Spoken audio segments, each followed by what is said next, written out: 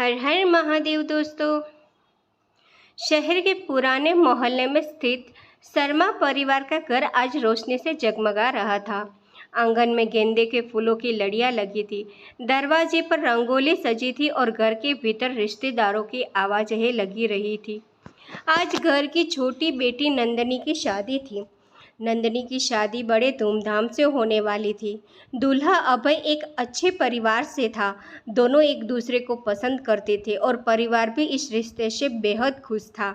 लेकिन उसी घर में एक ऐसी लड़की भी थी जिसके चेहरे पर शादी की खुशी के बजाय एक अजीब सी उदासी थी। वह थी काव्या, नंदनी की भाभी। काव्या की शादी नंदनी के बड़े भाई रोहन से हुई थी। रोहन और काव्या की शादी को अभी केवल 2 साल हुए थे, लेकिन इन 2 वर्षों में काव्या ने इस घर को अपना घर मान लिया था। सास ससुर का सम्मान, ननंद की नंदनी से बहन जैसा रिश्ता और पति रोहन के प्रति उसका प्रेम, सब कुछ सच्चा था। नंदनी तो अक्सर मजाक में कहती, भाभी आप मेरी भाभी कम और बड़ी बहन ज्यादा हो। काव्या हंसकर उसके सिर पर हाथ रख देती, और तुम मेरी ननंद कम, बेटी ज्यादा हो। लेकिन उस दिन किसी को नहीं पता था कि कुछ ही घंटों बाद यही काव्या इस घर की बहू नहीं बल्कि दुल्हन के जोड़े में बैठी होगी। शादी से एक दिन पहले सब कुछ ठीक चल रहा था। नंदनी के हाथों में मेहंदी लग चुकी थी, घर में संगीत चल रहा था, महिलाएं नाच रही थी। तभी अचानक बाहर गाड़ियों के रुकने की आवाज़ें आई। रोहन जल्दी से बाहर गया। कुछ मिनट बाद वह घबराया हुआ अंदर आया। उसके पीछे नंदनी के ससुराल ले आए 2 लोग भी थे। क्या हुआ? काव्या ने पूछा। रोहन ने कोई जवाब नहीं दिया। उसकी आंखों में ऐसा डर था जिसे देखकर काव्या का दिल बैठने लगा। तभी नंदनी की माँ ने रोते हुए कहा, अभय घर से चला गया है। क्या? सारे घर में सन्नाटा छा गया। अभय का फोन बंद था। उसके कमरे से केवल एक छोटा सा पत्र मिला था। मैं यह शादी नहीं कर सकता। नंदनी के हाथों से मेहंदी लगी हथेली नीचे गिर गई। नहीं, ये नहीं हो सकता। वह फूट फूट कर रोने लगी। रिश्तेदारों में कानाफूनी शुरू हो गई। किसी ने कहा लड़के वालों ने धोखा दिया, किसी ने कहा शायद लड़के की जिंदगी में कोई और लड़की है, और किसी ने धीरे से कहा अब इस शादी का क्या होगा। नंदनी की माँ बेहोश होकर गिर पड़ी। तभी बाहर से रोहन के पिता की आवाज़ आई, अगर आज शादी नहीं हुई तो नंदनी की जिंदगी बर्बाद हो जाएगी। कमरे में खड़े सभी लोग एक दूसरे का चेहरा देखने लगे। तभी एक बुजुर्ग रिश्तेदार ने धीरे से कहा, अगर दूल्हा नहीं है तो क्या शादी किसी और से नहीं हो सकती? काव्या का दिल जोर से धड़क उठा। उसे लगा जैसे उनके पैरों के नीचे से जमीन खिसक गई हो। वह नाम जिसे सबको चौंका दिया। रोहन के पिता ने अचानक रोहन की ओर देखा, फिर उनकी नज़र काव्या पर जाकर रुक गई। अगर परिवार की इज्जत बचानी है तो एक रास्ता है। रोहन ने चौंककर पूछा, पिताजी आप क्या कह रहे हो? उन्होंने काव्या की ओर इशारा किया। काव्या नंदनी की भाभी है, घर की बहू है। अगर वह नहीं। रोहन ने उनकी बात बीच में ही काट दी। काव्या मेरी पत्नी है। कमरे में सन्नाटा छा गया। काव्या ने रोहन की तरफ देखा। उसकी आंखों में पहली बार उसे अपने पति के लिए इतना गहरा डर दिखाई दिया। लेकिन तभी नंदनी ने रोते हुए काव्या का हाथ पकड़ लिया। भाभी मेरी जिंदगी बचा लो। काव्या की आंखों से आंसू निकल पड़े। नंदनी तुम ये क्या कह रही हो? अगर आज मेरी शादी नहीं हुई तो लोग सारी जिंदगी मुझे उस लड़की के नाम से याद करेंगे जिसे मंडप पर दूल्हा छोड़कर चला गया था। काव्या कुछ बोल नहीं पाई। तभी नंदनी ने उसके सामने हाथ जोड़ दिया। भाभी मुझे पता है मैं आपसे बहुत बड़ा बलिदान मांग रही हूँ, लेकिन मेरी इज्जत, मेरा भविष्य, सब कुछ आपके हाथ में है। काव्या का दिल टूट रहा था। वह जानती थी कि यह कोई सामान्य फैसला नहीं था। एक विवाहित स्त्री अचानक किसी दूसरे पुरुष के साथ दुल्हन बनकर कैसे बैठ सकती थी? लेकिन सामने उसकी ननद थी, वह लड़की जिसे उसने अपनी छोटी बहन माना था। काव्या ने आंखें बंद की। कुछ पल बाद उसने धीमी आवाज़ में कहा, ठीक है। सबकी सांसें थम गई। लेकिन पहले मुझे यह जानना होगा कि दूल्हा कौन है। दूल्हा कौन होगा? रोहन के पिता ने एक नाम लिया, समीर। काव्या के चेहरे का रंग उड़ गया। समीर, यह वही नाम था जिसे उसने वर्षों पहले अपनी जिंदगी से मिटा दिया था। समीर उसका कॉलेज का दोस्त था। कभी दोनों एक दूसरे से प्रेम करते थे, लेकिन परिस्थितियों ने उसे अलग कर दिया था। काव्या ने बाद में रोहन से शादी कर ली थी और समीर शहर छोड़कर चला गया था। काव्या ने कभी नहीं सोचा था कि वह आदमी एक दिन फिर उसके सामने आएगा, और वह भी दूल्हे के रूप में। दरवाजे पर खड़ा लंबा, शांत और गंभीर युवक अंदर आया। समीर की नज़रें सबसे पहले नंदिनी पर गई, फिर काव्या पर। दोनों की आंखें मिली, समय जैसे ठहर गया। समीर के चेहरे पर कोई खुशी नहीं थी, सिर्फ एक गहरा दर्द था। उसने धीमे से कहा, तो आखिरकार तुम मेरे सामने फिर आ ही गई काव्या। काव्या की आंखों में आंसू आ गए। समीर, मुझे लगा तो तुम मुझे कभी माफ़ नहीं करोगे। समीर ने कड़वी मुस्कान दी। मैंने तुम्हें माफ़ तो कर दिया था, लेकिन तुम्हें भूल नहीं पाया। पीछे खड़ा रोहन सब सुन रहा था। उसके चेहरे पर अजीब सी बेचैनी थी। मंडप में बैठी दुल्हन कुछ ही घंटों में परिस्थितियां इतनी तेजी से बदली कि किसी को कुछ समझ में ना मौका ही नहीं मिला। नंदिनी की जगह काव्या को दुल्हन बनाया गया। लाल जोड़ा पहनाया गया, मांग में सिंदूर के लिए थाली सजाई गई। काव्या आईने के सामने बैठी थी। उसे देखकर उसकी सास रो पड़ी। बहू, हमें माफ़ कर देना। काव्या ने उसके पैर छुए। माँ, आपने मुझे हमेशा बेटी माना है, आज भी वही समझिए। लेकिन रोहन दूर खड़ा था, उसकी आंखों में आंसू थे। काव्या ने उसकी ओर देखा। रोहन ने कोई जवाब नहीं दिया, बस इतना कहा, काव्या, आज जो भी हो रहा है उसका दोष मैं तुम्हें कभी नहीं दूंगा। काव्या के दिल में कुछ टूट गया। वह मंडप की ओर बढ़ गई। समीर पहले से वहां बैठा था। जब काव्या उसके सामने बैठी तो उसने धीमे से पूछा, तुम सच में यह शादी करना चाहती हो? काव्या ने उसकी आंखों में देखते हुए कहा, मैं अपनी ननंद की ज़िंदगी बचाना चाहती हूँ। समीर कुछ देर चुप रहा, फिर बोला, और अपनी ज़िंदगी? काव्या ने नजरें झुका ली। मेरी ज़िंदगी तो बहुत पहले ख़त्म हो चुकी है। समीर की आंखें नम हो गई। नहीं काव्या, तुम्हारी ज़िंदगी ख़त्म नहीं हुई, उसने धीरे से कहा। शायद आज पहली बार तुम्हारी ज़िंदगी का सच सामने आने वाला है। शादी के बाद का पहला सच फेरे शुरू हुए। हर फेरे के साथ काव्या के मन में एक सवाल उठता रहा, क्या वह सही कर रही थी? क्या यह शादी केवल एक समझौता थी, या फिर उसके अतीत ने उसे वहीं लाकर खड़ा कर दिया था जहाँ से उसकी ज़िंदगी कभी शुरू हुई थी?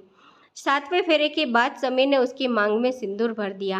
काव्या की आंखों से आंसू बह निकले, लेकिन तभी समीर ने उसके कान में धीरे से कहा, काव्या, यह शादी सिर्फ नंदिनी को बचाने के लिए नहीं है। काव्या ने उसकी ओर देखा, तो फिर समीर ने कहा, क्योंकि जिस सच को तुमने सालों से छुपाया है वह सच आज तुम्हारे सामने आने वाला है। काव्या का दिल कांप उठा। कौन सा सच? समीर ने उसकी ओर देखा। वही सच जिसकी वजह से तुमने मुझे रिश्ता तोड़ा था। काव्या के चेहरे पर डर उतर आया। तभी पीछे से रोहन की आवाज़ आई, समीर, अब बहुत हो चुका। दोनों ने पीछे मुड़कर देखा। रोहन हाथ में एक पुरानी फाइल लिए खड़ा था। उसने फाइल काव्या की ओर बढ़ा दी। अब इसे खोलने का समय आ गया है। काव्या ने कांपते हाथों से फाइल खोली।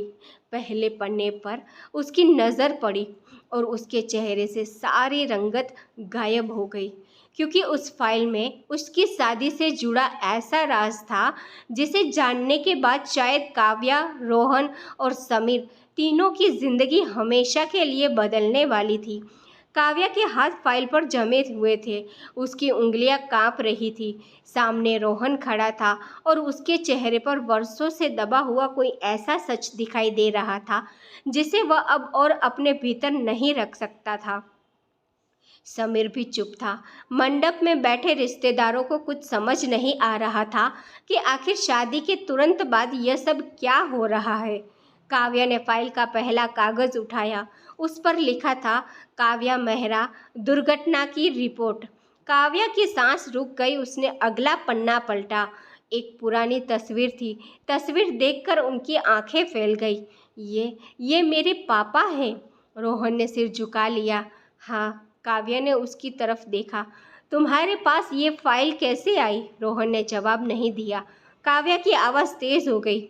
रोहन, सच बताओ। तभी समीर ने कहा, क्योंकि तुम्हारे पिता की मौत कोई दुर्घटना नहीं थी। काव्या जैसे पत्थर की हो गई। क्या? समीर उसके पास आया। जिस हादसे में तुम्हारे माता पिता की मौत हुई थी उसमें ब्रेक फेल नहीं हुए थे। काव्या की आंखों से आंसू बहने लगे। तो फिर? रोहन ने धीमी आवाज़ में कहा, उनकी कार के ब्रेक काटे गए थे। पूरा कमरा सन्नाटे में डूब गया।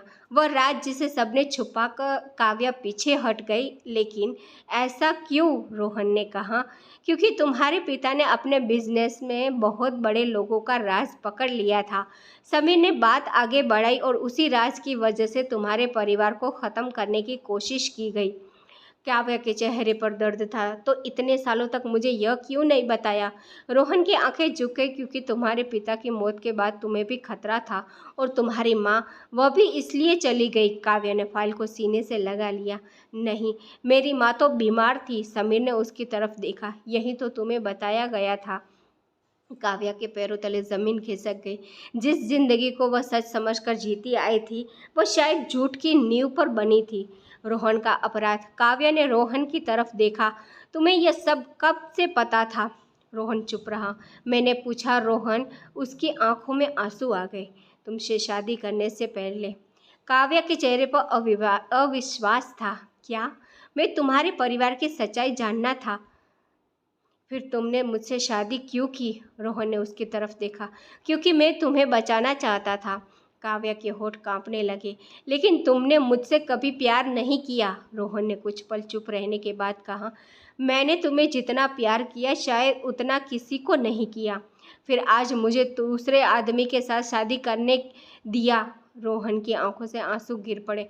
क्योंकि मैं जानता था कि तुम मेरे साथ रहकर सुरक्षित नहीं रहोगी। काव्या को जैसे किसी ने भीतर से झंकोर दिया हो। समीर ने रोहन की ओर देखा। उसे अब सब बता दो। रोहन ने गहरी सांस ली। काव्या, तुम्हारे पिता की मौत के पीछे जिस आदमी का हाथ था वह आज भी जिंदा है। कौन? रोहन ने धीरे से एक नाम लिया। देवेंद्र राठौर। काव्या के हाथ से फाइल गिर गई। असली दुश्मन देवेंद्र राठौर शहर का सबसे प्रभावशाली उद्योगपति था। काव्या ने उसका नाम कई बार सुना था, लेकिन उसे यह नहीं पता था कि उसके पिता की मौत से उसका कोई संबंध है। समीर ने कहा, तुम्हारे पिता ने उसके खिलाफ सबूत जुटाए थे। उन्होंने करोड़ों रुपए के घोटाले का पता लगाया था, और फिर देवेंद्र ने उन्हें रास्ते से हटवा दिया। काव्या की आंखों में गुस्सा भर गया। तो फिर इतने सालों से उसे सज़ा क्यों नहीं मिली? रोहन ने कहा, क्योंकि सबूत गायब कर दिए गए। और अब? समीर ने अपनी जेब से एक पेन ड्राइव निकाली। अब सबूत हमारे पास है। काव्या ने उसे देखा। तुम्हारे पास? समीर मुस्कुराया। मैं पिछले 6 साल से इसी दिन का इंतज़ार कर रहा था। काव्या ने हैरानी से पूछा। 6 साल? समीर ने उसकी आंखों में देखा। जब तुमने मुझसे रिश्ता तोड़ा था तब तुमने कहा था कि तुम मुझे भूलना चाहती हो, लेकिन तुमने मुझे यह नहीं बताया था कि तुम्हारे पिता ने तुम्हें मेरे पास से दूर रहने को कहा था। काव्या की आंखें भर आई। तुम्हें कैसे पता? समीर ने कहा। क्योंकि तुम्हारे पिता ने मुझे खुद पत्र लिखा था। नंदिनी की आंखों में नया सच। इसी बीच नंदिनी कमरे में आई। उसने सब कुछ सुन लिया था। वह सीधी काव्या के पास आई और उसे गले लगा लिया। भाभी, मुझे माफ़ कर दो। काव्या ने उसके सिर पर हाथ रखा। तुम्हारी गलती नहीं है। नंदिनी रोते हुए बोली, मेरी शादी की वजह से तुम्हारी ज़िंदगी फिर से उलट गई। काव्या ने उसके आंसू पोंछे। तुम मेरी बहन हो। तुम्हारे लिए मैं कुछ भी कर सकती हूँ। नंदिनी ने समीर की तरफ देखा। लेकिन भाभी, क्या आप सब सच में समीर के साथ रहोगी? काव्या चुप हो गई। समीर भी उसे देखने लगा। कुछ क्षण बाद काव्या ने कहा, मैं नहीं जानती। समीर ने धीरे से कहा, मैं जानता हूँ। काव्या ने उसकी तरफ देखा। क्या? तुम्हें मेरे साथ रहने की ज़रूरत नहीं है। काव्या चौंक गई। लेकिन हमारी शादी, यह शादी मैंने तुम्हें पाने के लिए नहीं की। समीर की आवाज़ शांत थी। मैंने यह शादी तुम्हें तुम्हारे अतीत से आज़ाद कराने के लिए की है। काव्या की आंखें नम हो गई। और अगर मैं तुम्हारे साथ रहना चाहूँ? समीर कुछ नहीं बोला। बस उसकी आंखों में एक हल्की सी उम्मीद दिखाई दी। आधी रात का फोन। रात काफ़ी हो चुकी थी। घर के अधिकांश लोग सो चुके थे। काव्या कमरे में अकेली बैठी थी। वह अपने हाथों में लगी मेहंदी को देख रही थी। एक तरफ वह रोहन की पत्नी थी, दूसरी तरफ आज समाज की नज़र में समीर की पत्नी बन चुकी थी। उसकी ज़िंदगी जैसे दो रास्तों के बीच फंस गई थी। तभी उसका फ़ोन बजा। अनजान नंबर था। काव्या ने फ़ोन उठाया। हेलो। दूसरी तरफ कुछ सेकंड तक खामोशी रही। फिर एक भारी आवाज़ आई। तुमने शादी करके बहुत बड़ी गलती की है। काव्या के चेहरे पर डर आ गया। कौन? जिस सच की तलाश तुम कर रही हो उससे दूर रहो। तुम कौन हो? आवाज़ आई। अगर तुमने देवेंद्र राठौर के खिलाफ सबूत पुलिस को दिए तो अगली मौत तुम्हारी होगी। फोन कट गया। काव्या कुछ देर तक फोन को देखती रही, फिर अचानक दरवाज़ा खुला। समीर अंदर आया। क्या हुआ? काव्या ने कुछ नहीं कहा। समीर ने उसके चेहरे को देखा। किसका फोन था? काव्या ने धीमे से कहा, उस आदमी का जिसके खिलाफ हम सबूत जुटा रहे हैं। समीर का चेहरा कठोर हो गया। क्या कहा उसने? काव्या ने सारी बात बता दी। समीर ने तुरंत दरवाज़ा बंद किया। अब तुम अकेली कहीं नहीं जाओगी? काव्या ने पूछा। तुम डर गए? समीर ने उसकी आंखों में देखते हुए कहा। तुम्हारे लिए। हाँ। पहली बार काव्या के चेहरे पर हल्की मुस्कान आई। तुम अब भी मेरी चिंता करती हो? समीर ने धीमे से कहा। तुमसे प्यार करना कभी बंद किया ही नहीं। काव्या की आंखें भर आई, लेकिन इससे पहले कि वह कुछ कहती, खिड़की के बाहर कांच टूटने की आवाज़ आई। समीर तुरंत काव्या के आगे आकर खड़ा हो गया। बाहर अंधेरा था। फर्श पर एक पत्थर पड़ा था, उसके साथ एक कागज़ बंधा हुआ था। समीर ने कागज़ उठाया। उस पर सिर्फ एक लाइन लिखी थी। शादी तो हो गई, अब विदाई की तैयारी करो। समीर की मुट्ठी कस गई। काव्या ने उसका हाथ पकड़ लिया। अब क्या होगा? समीर ने उसकी तरफ देखा। अब खेल शुरू होगा। और उसी रात देवेंद्र राठौर के बंगले में एक आदमी जाकर खड़ा हुआ। देवेंद्र ने पूछा, काम हो गया? उस आदमी ने सिर हिलाया। नहीं साहब। क्यों? क्योंकि काव्या अकेली नहीं है। देवेंद्र की आंखें सिकुड़ गई। कौन है उसके साथ? आदमी ने कहा, समीर। देवेंद्र कुछ पल शांत रहा, फिर अचानक मुस्कुराया। तो समीर भी वापस आ गया। उसने मेज पर रखी एक पुरानी तस्वीर उठाई। तस्वीर में काव्या के पिता, समीर के पिता और देवेंद्र तीनों साथ खड़े थे। देवेंद्र ने तस्वीर पर उंगली फेरते हुए कहा, अब एक साथ 3 पुराने हिसाब चुकाने का समय आ गया है। और उसे नहीं पता था कि जिस इंसान को वह सबसे कमज़ोर समझ रहा था, वही काव्या अब उसकी सबसे बड़ी दुश्मन बनने वाली थी। सुबह की पहली किरण खिड़की से अंदर आई, लेकिन काव्या की आंखों में पूरी रात नींद नहीं आई थी। उसके सामने मेज पर वही कागज़ पड़ा था। शादी तो हो गई, अब विदाई की तैयारी करो। वह बार बार उस संदेश को पढ़ रही थी। उसके मन में एक ही सवाल था, देवेंद्र राठौर आखिर उससे क्या चाहता था? तभी कमरे का दरवाज़ा खुला। समीर अंदर आया। उसके हाथ में 2 कप चाय थी। पूरी रात सोई नहीं? काव्या ने सिर हिलाया। तुम भी तो नहीं सोए? समीर मुस्कुराया। तुम्हारे साथ रहकर नींद कैसे आ सकती है? काव्या ने पहली बार उसकी तरफ ध्यान से देखा। 6 साल बाद वही आंखें थी, वही आवाज़, वही इंसान। बस अब दोनों की जिंदगी पहले जैसी नहीं रही थी। काव्या ने धीरे से कहा, समीर, अगर मैं उस वक्त तुम्हें सब बता देती तो क्या होता? समीर ने चाय का कप मेज पर रखा। शायद आज हम पति पत्नी होते। काव्या की आंखें नम हो गई। और अगर मैंने तुम्हें छोड़ने का फैसला गलत किया था? समीर कुछ पल चुप रहा, फिर बोला, तो शायद जिंदगी ने हमें दूसरा मौका दिया है। काव्या ने नजरें झुका ली, लेकिन यह शादी, समीर ने उसकी बात काट दी, यह शादी किसी मजबूरी की वजह से हुई थी। लेकिन आगे क्या होगा, वह फैसला तुम्हारा होगा। काव्या ने उसकी ओर देखा। उसकी आंखों में पहली बार डर से ज्यादा भरोसा था। रोहन की चुप्पी। उधर रोहन पूरी रात अपने कमरे में बैठा रहा। उसके सामने काव्या और समीर की शादी की तस्वीरें पड़ी थी। उसने तस्वीर को देखा और आंखें बंद कर ली। उसे काव्या से प्यार था, बहुत प्यार। लेकिन वह यह भी जानता था कि काव्या के जीवन में उसका स्थान कभी वैसा नहीं था जैसा समीर का था। रोहन ने अपने पिता की पुरानी डायरी निकाली। उसमें एक नाम बार बार लिखा था, देवेंद्र राठौर। रोहन ने डायरी का आखिरी पन्ना खोला। वहाँ उसके पिता की लिखावट थी, अगर कभी देवेंद्र वापस आए तो काव्या को सच बता देना, और अगर उसे बचाने के लिए तुम्हें उससे दूर होना पड़े तो पीछे मत हटना। रोहन की आंखों से आंसू निकल पड़े। मैंने अपना वादा निभा दिया पिताजी। लेकिन उसी समय कमरे के बाहर किसी की आहट हुई। रोहन ने तुरंत डायरी बंद कर दी, दरवाज़ा खोला। बाहर कोई नहीं था, बस फर्श पर एक लिफाफा पड़ा था। उसने लिफाफा खोला। अंदर एक फ़ोटो थी। फ़ोटो में काव्या अकेली खड़ी थी। पीछे लिखा था, अगर तुमने अपनी पत्नी को बचाना है तो आज शाम पुरानी फैक्ट्री में आना। रोहन का चेहरा गंभीर हो गया। वह जानता था कि यह जाल हो सकता है, फिर भी वह जाने का फैसला कर चुका था, क्योंकि जिस इंसान को वह सबसे ज़्यादा प्यार करता था उसकी जान खतरे में थी। नंदिनी का सवाल। नंदिनी रसोई में काव्या के पास आई। उसने कुछ देर तक चुपचाप भाभी को देखा। भाभी, हाँ, क्या मैं आपसे एक बात पूछूं? पूछो। क्या आपको समीर भैया से अभी भी प्यार है? काव्या के हाथ रुक गए। कुछ क्षण तक वह चुप रही, फिर बोली, शायद। नंदिनी मुस्कुरा दी। शायद नहीं, आपकी आंखें सब बता रही है। काव्या ने हल्की मुस्कान के साथ कहा, तुम बहुत समझदार हो गई हो आपकी वजह से। नंदिनी ने उसका हाथ पकड़ लिया। भाभी, अगर आपको जिंदगी में दूसरी बार प्यार मिला है तो इस बार उसे मत खोइए। काव्या की आंखें भर आई। लेकिन रोहन, नंदिनी ने कहा, भैया अच्छे इंसान हैं, वह आपकी खुशी के रास्ते में कभी नहीं आएंगे।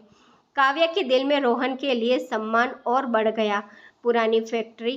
शाम होते ही रोहन अपनी कार से शहर बाहर स्थित पुरानी फैक्ट्री पहुंचा। फैक्ट्री वर्षों से बंद थी। चारों तरफ सन्नाटा था। रोहन अंदर गया। कौन है? कोई जवाब नहीं आया। अचानक पीछे से आवाज आई, तुम बिल्कुल अपने पिता जैसे हो। रोहन पलटा।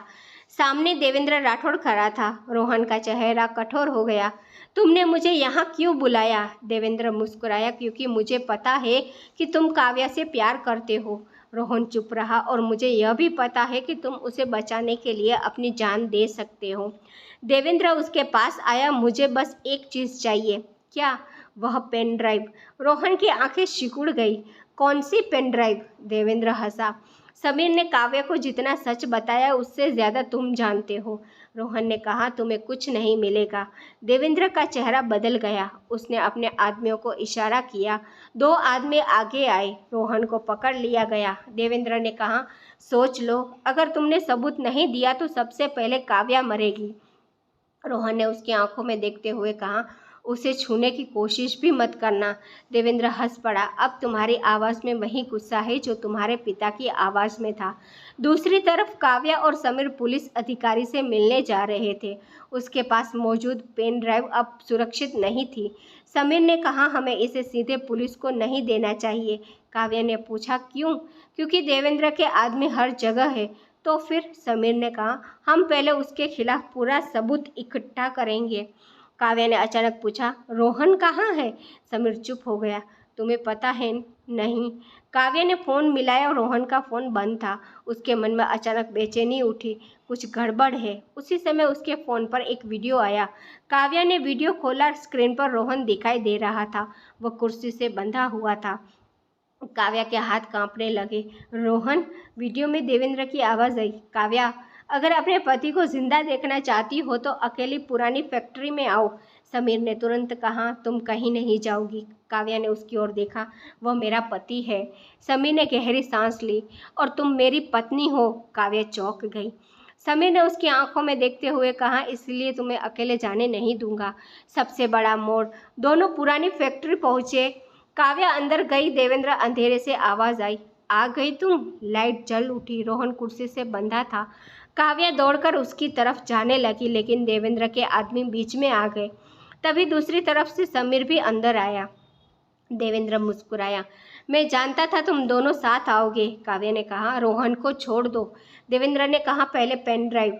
समीर ने पेन ड्राइव निकालकर सामने कर दी। यह लो। देवेंद्र ने उसे लेने के लिए हाथ बढ़ाया, लेकिन तभी रोहन जोर से चिल्लाया, समीर मत देना। देवेंद्र ने गुस्से में रोहन को थप्पड़ मार दिया। काव्या चीख उठी, रोहन! और उसी क्षण समीर ने पेन ड्राइव जमीन पर फेंक दी। देवेंद्र के आदमी उसे उठाने के लिए झुके। समीर ने काव्या का हाथ पकड़ लिया। भागो! तीनों दूसरी तरफ भागे, लेकिन फैक्ट्री के बाहर निकलते ही गोलियों की आवाज़ गूंज उठी। काव्या चीख पड़ी। रोहन जमीन पर गिर गया। उसकी कमीज पर खून फैलने लगा। रोहन, काव्या उसके पास घुटनों के बल बैठ गए। समीर ने तुरंत पुलिस को फ़ोन किया। रोहन ने मुश्किल से आंखें खोली। उसने काव्या का हाथ पकड़ा। काव्या, मुझे कुछ नहीं होगा। तुम चुप रहो, मैंने तुम्हें हमेशा खुश देखना चाहा है। काव्या रोते हुए बोली, मुझे तुम्हें छोड़ना नहीं था। रोहन ने कमज़ोर मुस्कान दी। तुमने मुझे छोड़ा नहीं, मैं तुम्हें आज़ाद किया है। काव्या की आंखों से आंसू बहते रहे। समीर भी चुप रहा था। उसे पहली बार महसूस हुआ कि रोहन उसका दुश्मन नहीं था। वह भी काव्या से उतना ही सच्चा प्रेम करता था, लेकिन असली खेल अभी बाकी था।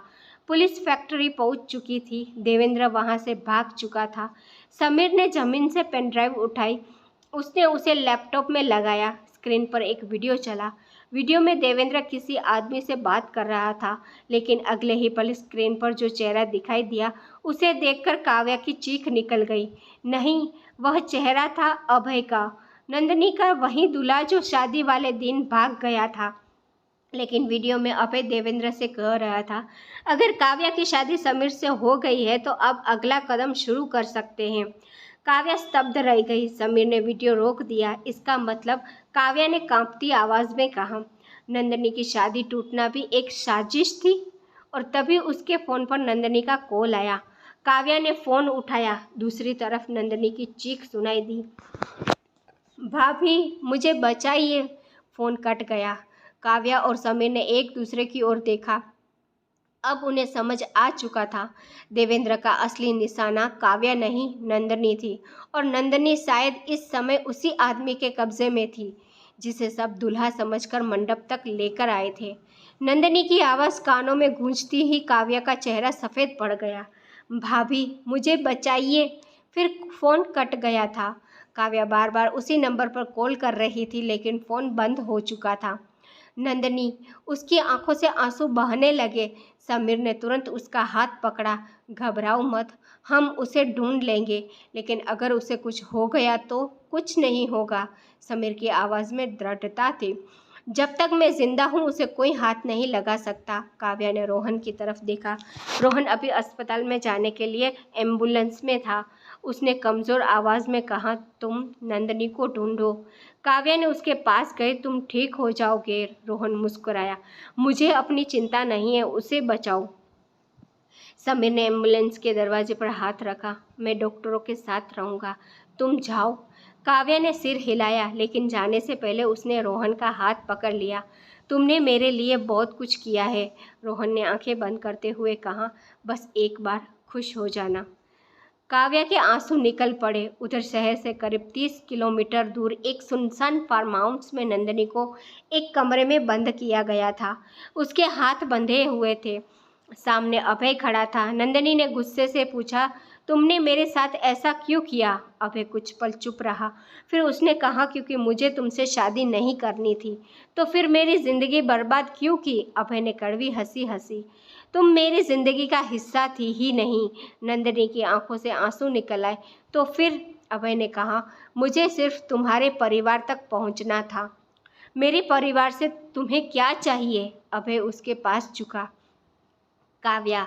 नंदिनी का चेहरा बदल गया। भाभी? हाँ, तुम भाभी के पीछे क्यों पड़े हो? अभय ने कहा, क्योंकि उसके पास वह चीज़ है जो देवेंद्र राठौड़ को बर्बाद कर सकती है। नंदिनी समझ नहीं पाई। लेकिन वह चीज़ तो पेन ड्राइव में है। अभय मुस्कुराया। वह सिर्फ आधा सबूत है। आधा? बाकी आधा काव्या के पास है और उसे खुद नहीं पता। नंदिनी ने हैरानी से पूछा, क्या? अभय ने कहा, तुम्हारी भाभी के पिता ने मरने से पहले एक ऐसा सबूत छिपाया था जिसे आज तक कोई नहीं ढूंढ पाया। समीर और काव्या कार में बैठे थे। समीर लगातार किसी लोकेशन को ट्रैक करने की कोशिश कर रहा था। अचानक उसने कहा, हमें तुम्हारे बचपन के बारे में सोचना होगा। मेरे बचपन के बारे में? हाँ, तुम्हारे पिता ने अगर कोई सबूत छिपाया था तो उसे ऐसी जगह रखा होगा जिसे सिर्फ तुम्हारे परिवार का कोई रहस्य सदस्य पहचान सके। काव्या ने आंखें बंद कर ली। उसके बचपन की कुछ धुंधली यादें सामने आने लगी। एक पुराना घर, लकड़ी की अलमारी, पिता का कमरा और एक छोटा सा खिलौना, सफ़ेद लकड़ी का घोड़ा। काव्या अचानक बोली, समीर क्या हुआ? मेरे पापा के कमरे में एक लकड़ी का घोड़ा था। कहाँ है वह? शायद पुराने घर में। समीर ने तुरंत कार मोड़ दी। पुराना घर। काव्या का पुराना घर वर्षों से बंद था। दरवाज़ा खोलते ही धूल की मोटी परत उड़ने लगी। काव्या धीरे धीरे अंदर गई। हर चीज़ उसके बचपन की याद दिला रही थी। दीवार पर उसके माता पिता की तस्वीर लगी थी। काव्या तस्वीर के सामने खड़ी हो गई। पापा, आपने मुझसे क्या छुपाया था? समीर ने कमरे की अलमारियां देखनी शुरू की। कुछ देर बाद काव्या की नज़र एक कोने में पड़ी। वहीं लकड़ी का घोड़ा रखा था। उसने उसे उठाया। नीचे एक छोटी सी दरार दिखाई दी। समीर ने घोड़े को ध्यान से देखा। इसे खोलो। काव्या ने नीचे का हिस्सा घुमाया। अंदर से एक छोटी चाबी निकली, साथ में एक कागज भी था। काव्या ने कागज खोला। उस पर सिर्फ एक लाइन लिखी थी, जहां हमारी पहली मुलाकात हुई थी वहीं अंतिम सच मिलेगा। काव्या ने तुरंत कहा, सीजन कैफे। समीर ने पूछा, क्या? मैं और पापा पहली बार वहीं गए थे, लेकिन वह कैफे तो अब बंद हो चुका है। काव्या ने कहा, नहीं, वह जगह अभी भी है। नंदिनी ने अभय से कहा, तुम्हें काव्या भाभी से क्या चाहिए? अभय ने कहा, उसके पिता की पुरानी डायरी। वह तो है, रोहन भैया के पास है। अभय मुस्कुराया। नहीं। नंदिनी चौंक गई। फिर रोहन के पास उसकी एक कॉपी है, अभय ने कहा। असली डायरी काव्या के पास है, लेकिन भाभी को तो इसके बारे में कुछ पता ही नहीं, इसीलिए उसे खोजने के लिए मुझे तुम्हारी शादी करनी पड़ी। नंदिनी को अब पूरी साजिश समझ आने लगी। अभय ने जानबूझकर शादी का रिश्ता किया था, फिर शादी वाले दिन भागा ताकि काव्या को मजबूरी में दुल्हन बनाया जा सके। फिर उसे समीर के साथ शादी करवाकर दोनों को उसे पुराने रहस्य तक पहुंचाया जा सके। नंदिनी ने गुस्से में कहा, तुम्हें लगता है तुम जीत जाओगे? अभय हंसा। तुम्हारी भाभी को अपने पिता की मौत का सच पता चलने से पहले ही सच खत्म हो जाएगा। सीजन कैफे रात के लगभग 10 बजे काव्या और समीर पुराने सीजन कैफे पहुंचे। कैफे बंद था, लेकिन काव्या के पास वही चाबी थी। दरवाज़ा खुल गया। अंदर सब कुछ वैसा ही था। पुरानी मेज, लकड़ी की कुर्सियाँ, दीवार पर पुरानी तस्वीरें। काव्या धीरे से उस मेज के पास गई जहाँ उसके पिता उसके साथ बैठा करते थे। उसने मेज के नीचे हाथ लगाया। एक छोटा सा बॉक्स महसूस हुआ। समीर ने उसे बाहर निकाला। बॉक्स पर लिखा था, मेरी बेटी काव्या के लिए। काव्या के हाथ कांपने लगे। उसने बॉक्स खोला। अंदर एक पुरानी डायरी थी और एक पत्र। काव्या ने पत्र खोला। उसके पिता की लिखावट थी, काव्या, अगर तुम यह पत्र पढ़ रही हो तो शायद मैं इस दुनिया में नहीं हूँ। मैं चाहता था कि तुम एक सामान्य जिंदगी जियो, लेकिन मेरे कुछ फैसलों ने तुम्हें खतरे में डाल दिया। देवेंद्र राठौड़ ने मेरे साथ धोखा किया। उसके खिलाफ मेरे पास ऐसे सबूत हैं जो उसे जिंदगी भर के लिए जेल भेज सकते हैं, लेकिन सबसे बड़ा सबूत मैंने तुम्हारे पास छिपाया है, तुम्हारे बचपन की एक ऐसी चीज़ में जिसने तुमने कभी खुद से अलग नहीं किया। काव्या की नज़र अपनी कलाई पर गई। वहाँ बचपन से पहना हुआ एक पुराना चांदी का कड़ा था। समीर ने उसे देखा। काव्या। काव्या ने कड़ा उतार लिया। उसके अंदर एक छोटी सी खोखली जगह थी। समीर ने उसे खोला। अंदर एक बेहद छोटी मेमोरी चिप थी। दोनों एक दूसरे को देखने लगे। यही है। उधर देवेंद्र को फ़ोन आया। साहब, उन्हें पुराना घर मिल गया। देवेंद्र के चेहरे का रंग उड़ गया। क्या? और शायद उन्हें वह चिप भी मिल गई है। देवेंद्र ने गुस्से में मेज पर हाथ मारा। उन्हें रोकना होगा। अभय ने फ़ोन कर कहा, नंदिनी मेरे पास है। देवेंद्र कुछ पल चुप रहा। उसे अभी मत छूना, लेकिन अगर काव्या चिप लेकर पुलिस के पास चली गई तो? देवेंद्र ने कहा, वह पुलिस तक पहुंचने से पहले हमारे पास होगी। काव्या ने चिप समीर को दी। इसे पुलिस के पास ले चलते हैं। समीर ने सिर हिलाया। पहले इसे सुरक्षित जगह कॉपी करना होगा। तभी कैफे के बाहर गाड़ियों की आवाज़ आई। समीर खिड़की से बाहर देखने लगा। काली गाड़ियाँ, कई आदमी। देवेंद्र के लोग वहाँ पहुँच चुके थे। काव्या घबरा गई। अब? समीर ने उसका हाथ पकड़ा। पीछे का रास्ता है। दोनों भागे, लेकिन बाहर निकलते ही उनके सामने अभय खड़ा था। काव्या उसे देखकर ठिठक गई। तुम? अभय मुस्कुराया। हाँ। समीर उसके सामने आ गया। नंदिनी ने कहा, अभय ने कहा जिंदा है। काव्या ने गुस्से से पूछा, तुमने उसे क्यों अगवा किया? अभय ने उसकी ओर देखा, क्योंकि मुझे पता था कि तुम उसके लिए अपनी जान भी दे सकती हो। फिर उसने हाथ बढ़ाया। चिप दे दो। काव्या ने चिप कसकर पकड़ ली। पहले नंदिनी को छोड़ो। अभय हंसा। तुम्हें लगता है मैं इतना मूर्ख हूँ? तभी पीछे से पुलिस की सायरन सुनाई दी। अभय के चेहरे की मुस्कान गायब हो गई। समीर ने कहा, तुम्हें गिरफ्तार करने के लिए पुलिस आ चुकी है। अभय ने काव्या की तरफ देखा, फिर धीरे से बोला, तुमने पुलिस को बुलाया? काव्या ने कहा, नहीं। समीर ने कहा, मैंने। लेकिन उसी क्षण अभय ने एक ऐसा वाक्य कहा जिसने दोनों को चौंका दिया। तुम्हें लगता है पुलिस तुम्हें बचाने आई है? समीर का चेहरा गंभीर हो गया। क्या मतलब? अभय मुस्कुराया, क्योंकि पुलिस में भी देवेंद्र का आदमी है। और अगले ही पल पुलिस की गाड़ी से उतरने वाला पहला अधिकार सीधे देवेंद्र के आदमी के पास गया। काव्या समझ गई, उनका सबसे बड़ा दुश्मन बाहर नहीं, सिस्टम के अंदर छिपा हुआ था और नंदिनी अभी भी देवेंद्र के कब्जे में थी। अब काव्या के सामने दो रास्ते थे, या तो वह चिप बचाए या अपनी ननद की जान। और तभी उसकी नज़र चिप पर पड़ी। उसने मन ही मन एक फैसला कर लिया, वह चिप देगी, लेकिन असली चिप नहीं। काव्या ने असली चिप अपनी मुट्ठी में छिपा ली और दूसरी नकली चिप अभय को दे दी। ये लो। अभय ने चिप लेकर तुरंत अपने आदमी को दी। उसी समय समीर ने काव्या का हाथ पकड़ा और दोनों पीछे के रास्ते से भाग निकले। कुछ दूर जाकर काव्या ने कहा, अब नंदिनी को बचाना है। समीर ने सिर हिलाया, मुझे पता है कि वह कहाँ है। दोनों सीधे उस फार्म हाउस पहुंचे जहां नंदिनी को कैद किया गया था। अंदर पहुंचते ही उन्होंने देखा कि नंदिनी अकेली ही थी। उसके बंधे हाथ खुले हुए थे। काव्या दौड़कर उसे गले लगा लिया। तुम ठीक हो? नंदिनी रोते हुए बोली, भाभी, मुझे पता था अब मुझे बचाने ज़रूर आएगी। तभी पीछे से आवाज़ आई, लेकिन अब तुम तीनों यहाँ से नहीं जा पाओगे। देवेंद्र सामने खड़ा था। समीर ने तुरंत काव्या और नंदिनी को अपने पीछे कर लिया। देवेंद्र हंसा। चिप मुझे दे दो, काव्या ने कहा। तुम्हें कुछ नहीं मिलेगा। देवेंद्र ने बंदूक निकाली। तभी बाहर पुलिस की आवाज़ सुनाई दी। देवेंद्र घबरा गया। दरवाज़ा खुला और पुलिस अंदर आ गई, लेकिन इस बार पुलिस के साथ रोहन भी था। गोली लगने के बावजूद वह अस्पताल से निकलकर सीधे यहाँ पहुँचा था।